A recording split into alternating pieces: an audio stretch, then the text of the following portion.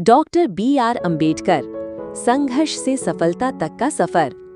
Doctor Bhimrao Ramji Ambedkar, जिन्हें बाबा साहेब के नाम से भी जाना जाता है, भारतीय इतिहास के उन असाधारण व्यक्तित्वों में से एक हैं जिन्होंने अपने जीवन के हर पड़ाव पर अदम्य संघर्ष किया और अंततः सफलता के शिखर को छुआ।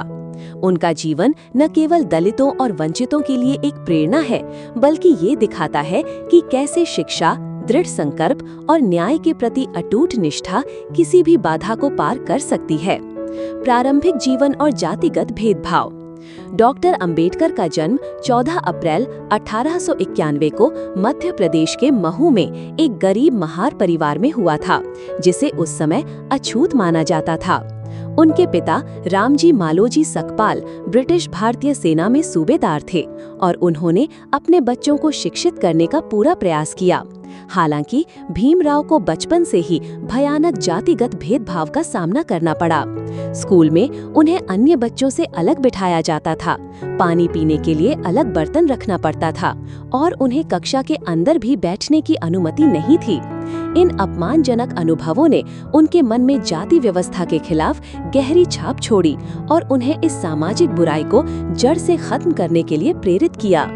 शिक्षा के लिए संघर्ष और विदेश यात्रा। अंबेडकर ने अपनी शुरुआती शिक्षा में भी अथाह संघर्ष किया। इन बाधाओं के बावजूद उन्होंने अपनी पढ़ाई जारी रखी और 1907 में एल्फिंस्टन हाई स्कूल से मैट्रिक की परीक्षा पास की। बड़ौदा के गायकवाड़ शासक सयाजीराव गायकवाड़ III से छात्रवृत्ति मिलने के बाद उन्होंने मुंबई के एल्फिंस्टन कॉलेज से राजनीति विज्ञान और अर्थशास्त्र में स्नातक की डिग्री प्राप्त की। उनकी सफलता की यात्रा यहीं नहीं रुकी। सयाजीराव गायकवाड़ की मदद से ही वे उच्च शिक्षा के लिए संयुक्त राज्य अमेरिका गए और कोलंबिया विश्वविद्यालय से स्नातकोत्तर MA की डिग्री प्राप्त की। 1916 में उन्होंने भारत में जातियां, उनकी कार्यप्रणाली, उत्पत्ति और विकास नामक अपना प्रसिद्ध शोध पत्र प्रस्तुत किया। इसके बाद वे लंदन गए और लंदन स्कूल ऑफ इकोनॉमिक्स से अर्थशास्त्र में डॉक्टरेट DSc की उपाधि प्राप्त की। उन्होंने ग्रेज इन से कानून की पढ़ाई भी की और बैरिस्टर बने। विदेश में अपनी पढ़ाई के दौरान भी उन्हें वित्तीय कठिनाइयों का सामना करना पड़ा, लेकिन उन्होंने हार नहीं मानी। सामाजिक और राजनीतिक सक्रियता। भारत लौटने के बाद डॉक्टर अंबेडकर ने महसूस किया कि केवल शिक्षा प्राप्त करना ही पर्याप्त नहीं है। उन्हें समाज में दलितों की स्थिति को सुधारने के लिए सक्रिय रूप से काम करना होगा। उन्होंने मूक नायक वाणीहीन का नेता नामक एक मराठी साप्ताहिक पत्रिका शुरू की और दलितों के अधिकारों के लिए आवाज उठाई। उन्होंने मंदिरों में प्रवेश आंदोलन, महार सत्याग्रह और अन्य अभियानों का नेतृत्व किया ताकि दलितों को सार्वजनिक स्थानों तक पहुंच मिल सके। उनकी राजनीतिक सक्रियता ने उन्हें गोलमेज सम्मेलनों में दलितों के प्रतिनिधि के रूप में भाग लेने का अवसर दिया।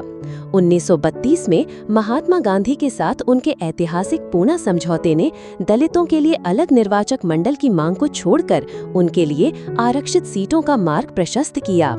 संविधान निर्माण और विधायी योगदान। स्वतंत्र भारत के बाद डॉक्टर अंबेडकर को भारत के पहले कानून मंत्री के रूप में नियुक्त किया गया और सबसे महत्वपूर्ण बात ये कि उन्हें भारतीय संविधान की मसौदा समिति का अध्यक्ष बनाया गया। ये उनके जीवन की सबसे बड़ी सफलताओं में से एक थी। उन्होंने एक ऐसे संविधान का निर्माण किया जो सामाजिक न्याय, समानता और सभी नागरिकों के लिए स्वतंत्रता के सिद्धांतों पर आधारित था। उन्होंने दलितों और अल्पसंख्यकों के अधिकारों की रक्षा के लिए विशेष प्रावधान सुनिश्चित किए, जिसमें आरक्षण नीति भी शामिल है। धार्मिक परिवर्तन और विरासत।